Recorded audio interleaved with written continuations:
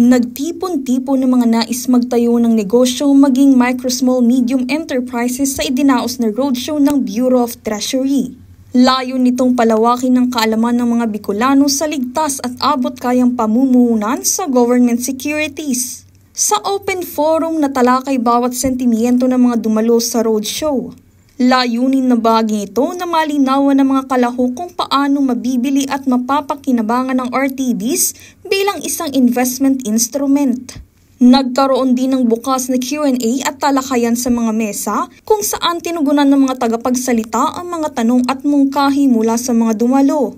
Binigyang diin ni Director Hazel Calleja o IC Director ng BTR Regional Office 5 ang kahalagahan ng Retail Treasury Bond 31 lalo na para sa mga Bicolano na ang kabuhayan ay pangunahing nakasalalay sa pagsasaka at pangingisda.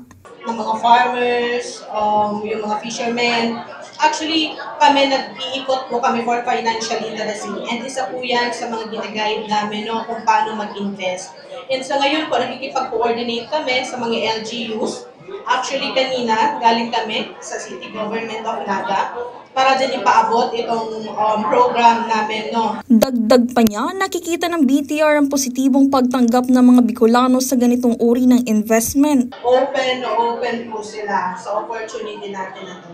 And throughout Manila Sur Provincial Office din, marami pong invite sa kanila for financial literacy sessions. Kami na nga po minsan yung medyo kasi hindi na namin then magawa na ma-penetrate yung iba kasi nga sobrang may mga invites sa din, especially now na dinaan namin sa mga LGUs. And with that, sa mga cooperatives kasi, yun din yun, nasa LGU din yung coordination. Ang RTB 31 ay may 6% interest kada taon, 5 taong tenor at maaaring bilhin mula Agosto 5 hanggang 15, 2025 sa pamamagitan ng mga itinalagang selling agents. Ang kikitain mula rito ay gagamitin sa mga pangunahing proyekto ng pamahalaan gaya ng agrikultura, edukasyon, infrastruktura at kalusugan sa buong bansa.